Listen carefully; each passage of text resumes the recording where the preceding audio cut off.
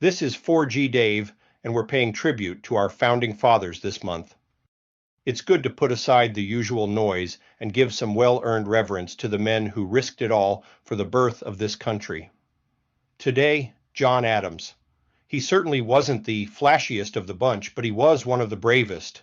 A lawyer by trade, but a patriot by actions, and a relentless voice for American independence.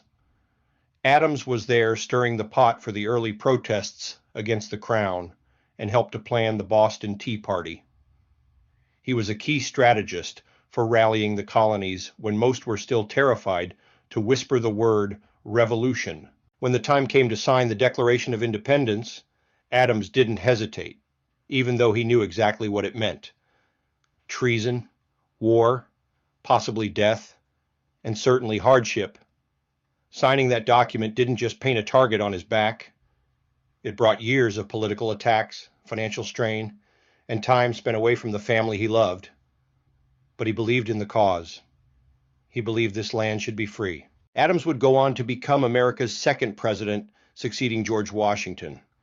His presidency was marked by fierce independence and some painful political battles, especially with members of his own party. But he kept America out of war during a dangerous moment in our young nation's history. That took guts and principle. His legacy didn't end there. His son, John Quincy Adams, would later become the sixth president of the United States, making them the first father-son duo to both serve in the highest office in the land. Thomas Jefferson followed Adams as our third president, but history tells us the two men who were so close didn't always see eye to eye. Adams and Jefferson, once allies, then rivals, found their way back to friendship in later years through letters. Long, rich letters full of thought and vision. Though they didn't always agree, they respected each other deeply. And in what can only be called Providence, both men died on July 4th, 1826.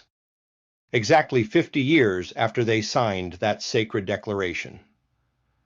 Adams' last words? Thomas Jefferson survives. Though Jefferson had passed just hours earlier. Now that's a legacy. God bless John Adams and all who've had the courage to put country before comfort. More to come in this series. Stay tuned.